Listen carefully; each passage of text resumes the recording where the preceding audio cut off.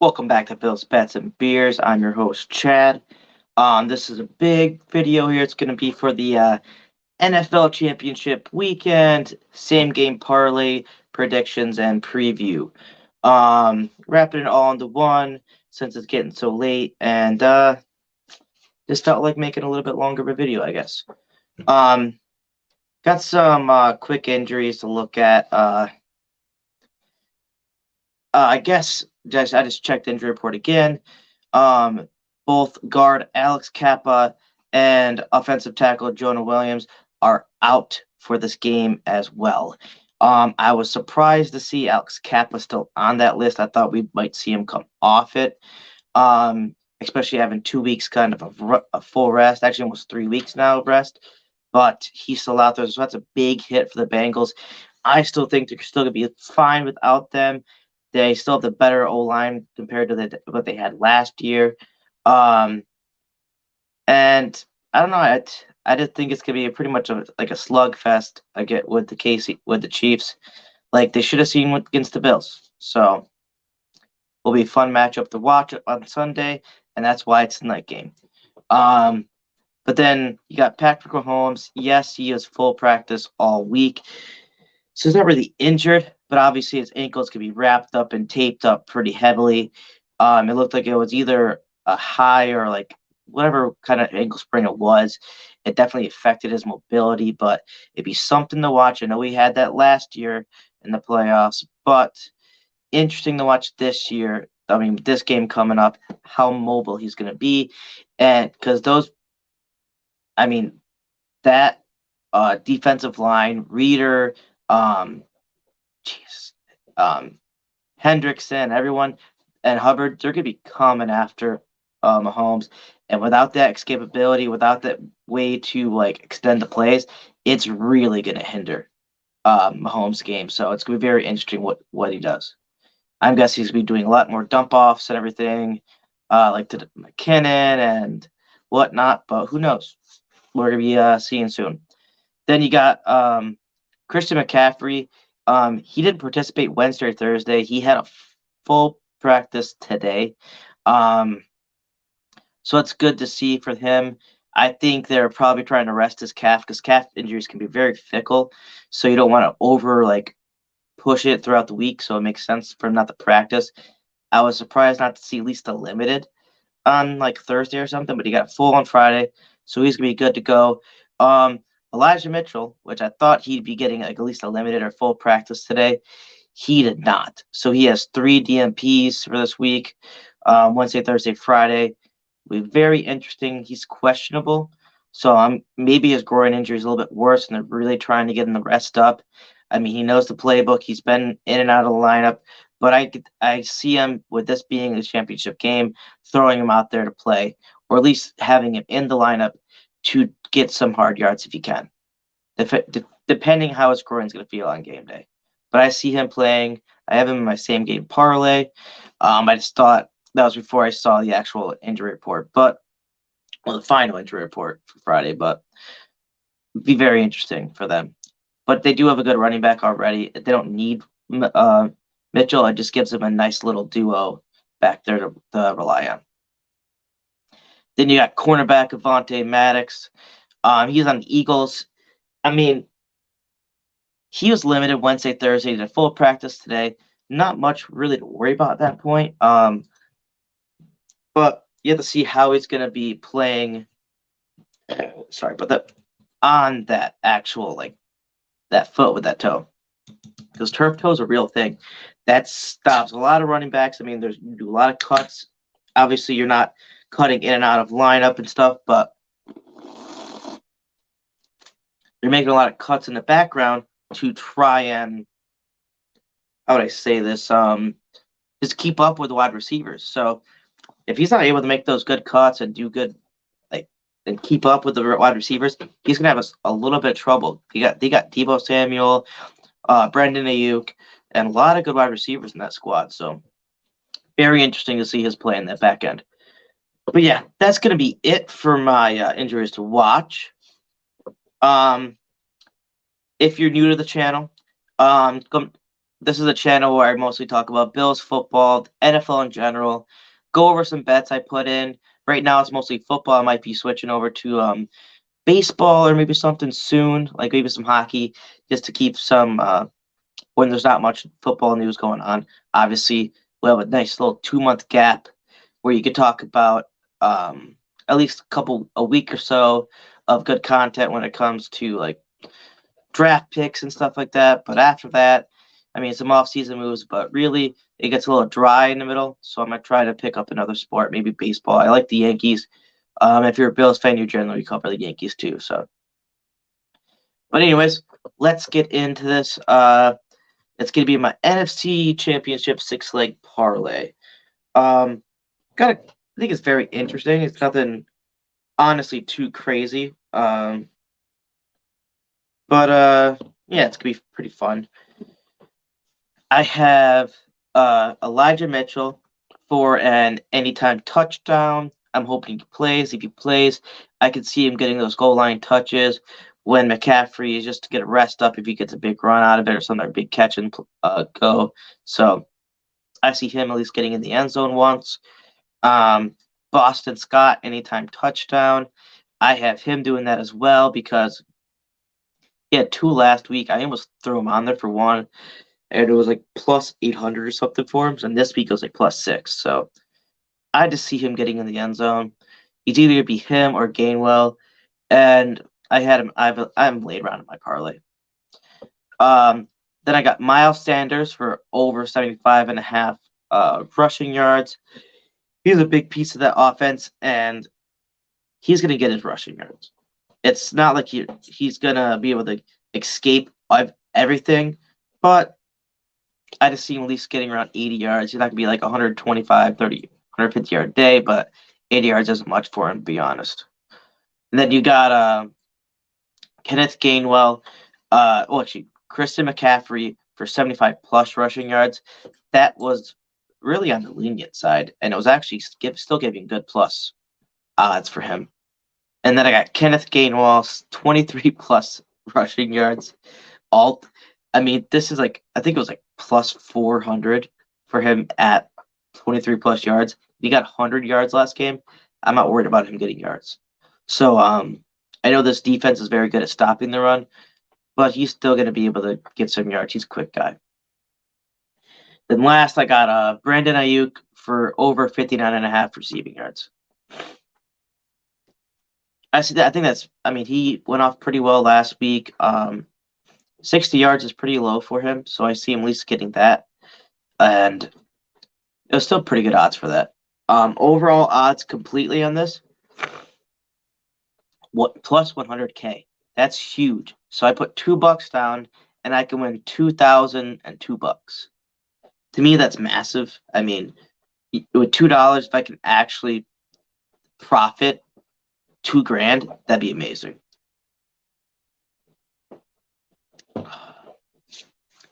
But yeah, that's gonna be it for that one. Next up, I got my AFC Championship one. This is still pretty. It's high odds. Both are 100K, but it's really not that high of like a risk. I mean, like it's a low risk, high reward, like super high reward. I got Samaje Perine, anytime touchdown. Sorry if I butchered that last part of the name, but I've been trying to practice it, but just doesn't always come out the greatest. Then I got Marquise Valdez Scantling, anytime touchdown as well. I see him going off pretty good. I just tried picking the off ones because I think they're gonna cover most of the wide receivers that are gonna be in that area that are usually in that area. And I think he's just gonna be someone who's gonna be uncovered at the moment. Maybe make like a 20-something yard touchdown or something like that. Just surprising because they always have one surprising touchdown when the Chiefs are playing. Then I got Joe Mixon over 84.5 rushing yards. He's did great against the Bills. I think KC's weakness is also stopping the run, so he's going to do great there. They are going to pass a lot too, but I just see them getting those yards running to open up the pass game. And I got Isaiah Pacheco over 64.5 rushing yards. He did do pretty well in the last game, so I think this game, with Mahomes not being able to run as much, he's going to get a lot of rushes going out of there, just to give a little bit of cushion, I guess, for Patrick Mahomes, because he's going to need that cushion without being able to be mobile. So you have to make them fear the run so they have more time in the pocket. Last on this one, I have Hayden Hurst over 59.5 receiving yards. He went over 100 yards against the Bills or close to it, and he's going to go off against the Chiefs. I think they're going to try to get the outsides the best they can, and that middle's going to be wide open for him.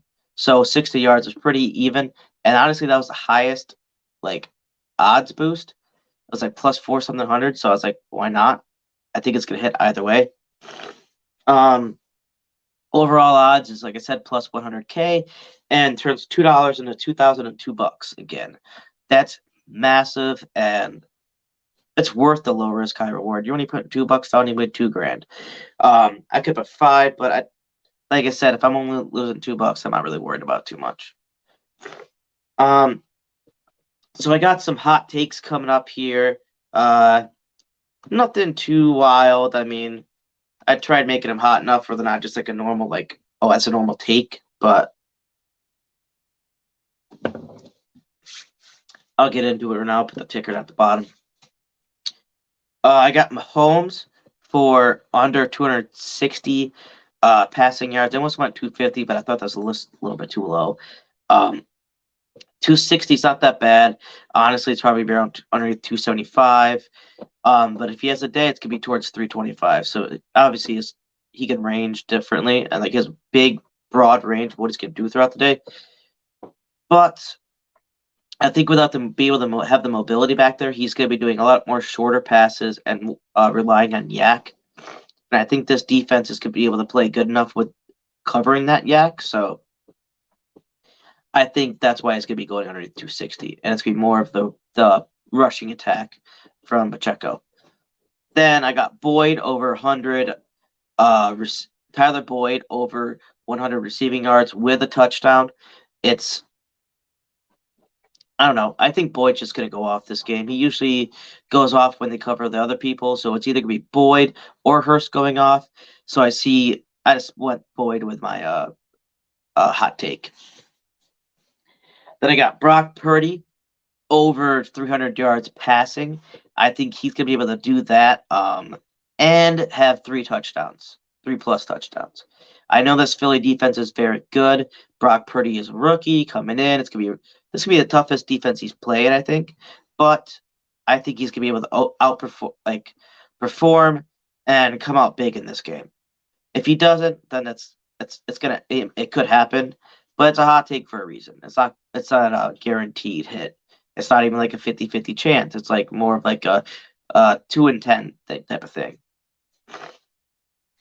Then I got Jalen Hurts over 80+ rushing yards.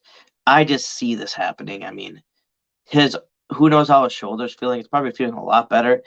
But if it's not feeling 100%, don't risk it. They're going to do a lot of rushing this game. That's why I got Boston Scott. And Kenneth Gainwell and Miles Sanders on here for the same game parlay. So I see Hurts going for 80 rushing yards. That's gonna be not a super hot take, lukewarm in a sense, but 80 yards is still a lot on the ground, and I think they're gonna use their running backs more. So that's why I put it on the hot take list. Apologize for that. Next up, we got the everyone's favorite, hopefully, the tasting and rating of a tasty brew. Been drinking a little bit here. You're gonna love this can, by the way. I'm hoping I can show this without it filtering out. See a little guy? It's freaking awesome. It's a little Frenchie on there, just running through a field with a nice little big fancy house in the background, and him also laying in the grass. It's Saison de Parchera, whatever that is. It's a Belgium style farmhouse ale brewed with spelt, and it's brewed right out of Geneva, New York. It's really awesome. It's Ardennes Brewing LLC. It's really good. It's 6.3%. Really smooth. Taste is amazing. It's light on like the tongue, but you have that nice little flavor, like a small little flavor punch at the end, where it's not like super bitter, but it's just so you know you're drinking an IPA. It's not even. It's almost towards like draft beer kind of, but just a little bit more potent, not much. And this is definitely something you could drink a lot of it. Um, Taste, I give it like a nice 8%, like nice 8 on that. Like I said, it's very good, especially for 6.3. Looks still very light. Let me see if I can trick the camera. Yeah, it's very light. Like you can see my hand right through it. You know, it's very clear. Like I said, it looks almost like a watered down like a Bud Light in a sense, maybe a little bit lighter than that. So it's like very light for an IPA, but it's very good too. I do like this. It's not really. It's like I said, it's Belgian style. It's not super IPA based, but it is 6.3. That's why I'm putting it towards an IPA spectrum in a sense. Um, so color just very bland. I give it like a 4.5. Like I said, it looks lighter than it really is, but it's still a light beer. Then I got drinkability. It's gonna be like 8.2 because it's very drinkable. It's almost like a draft beer, and you don't see that too often when it comes to 6.3% beer. So it's nice. Bingeability, you could definitely put that at like 8.59. It's very light. It's almost something you could even tailgate with because it's so light of a percentage that it's not much different than drinking down the bats. Obviously, the bats is a lot like lighter and it goes down like water, but this is so similar and it would give you a little bit of that IPA kick and give you a little bit more oomph to go into the game, not have to drink as much of them. And then design. I love the design. It's like I think it's like an old French obviously Belgian house in the background. It's just like a nice. You got the big tall trees in the backfield, the little yard, old like stone house in the back. It's really cool, and then you got like little Frenchie on the front. Thing's cute as hell. But yeah, I give that design like a 9. I really like this design. It's so simple but awesome at the same time. I don't know. I guess I'm easy to please, you know. But that's gonna be it for that. I got some sponsors I gotta go through that I'll tell you in my upcoming videos, and I'll get out of your hair. So, as usual, I have my first sponsor. I added her little thing here now so you can see it better. It's my wife's business Instagram account. Go check it out. It's at Crochet with Alicia. She makes tons of stuff. I mean, it's winter in New York, so if you need like a scarf, hat, mittens, gloves, pretty much anything, she makes it. She makes cardigans too as well. And this goes from like little tiny like infants all the way up to full grown adults, any size. Um, with certain people, like if you're not like a certain size or like you have different like if you like even if you work out or whatever, you got bigger size arms and things like that and chest, just get a nice little measurement and she can make things for you. She also makes bikini tops and bottoms. She makes bear koozies, stuffed animals, like some like plushy type things. Pretty much anything you can think of, she can make it. So go check her channel out. It's right down there. She's on Instagram and just shoot her a DM if you want anything and she'll shoot you back a message. Um, Next up, I got my buddy Evan. He's got his channel out, YouTube channel as well. It's called Mr. _Nasty Time, like spelled below. That's Mr. _NASTYTYYYME. So go check that out. He does a lot of good content. He's been doing a lot of gaming lately, a lot of Madden franchise, some Warzone 2.0. He does podcasts with us all the time. Some with featuring like content about uh, arm wrestling. He's been doing that the past year or so. MMA, going over the fight cards. He actually won a parlay, almost won, got about $2,000 out of it earlier in the year. He got 7 fights right, which is crazy in UFC. And he's been doing it for 15 years. He's been watching it for longer. So definitely check out the content when he's doing stuff like that. And he does football too. Now it's kind of calmed down because there's not as much stuff to cover, but he was doing a weekly power rankings for most of the year. So great content. I mean, when you're doing the game each other, always fun stuff, chat in the background. So go check him out and give him a sub and a like on some videos. Um, and speaking of that, I got some videos coming up myself. I'm going to be doing some. The next video I'm going to be doing is a Bills season recap plus off-season preview. I'm going to try to get the YouTuber Dan Mitchell on here. If you're a Bills fan, you know I'm a Don Mafia. I'm gonna be trying to get him on here for that next week, probably early in the week or something, so we could do that next week and then go over like obviously what happened in the AFC Championship, NFC Championship, and then do a quick recap of the Bills season, positive, negatives, everything from it, and then do like some previews or some predictions for the off season. But that's gonna be hopefully be a big video. Then I got the Super Bowl matchup preview and reaction, and then Super Bowl same game parlays. I'll probably be putting 3 or 4 in just to give myself a good chance of hitting, putting some DK squares in as well, and having some fun with it. But yeah, that's gonna be it for me today. If you like this content, please give me a like and subscribe. It helps out a lot. And also leave me some feedback in the comments if you like what I'm doing. Like with the injury reports, let me know. I like adding that in. If you don't like it, then I'll take it off. But just let me know. Negative, positive feedback, all is welcome. I love reading the comments and replying to you guys. But that's gonna be it for me. Go Bills.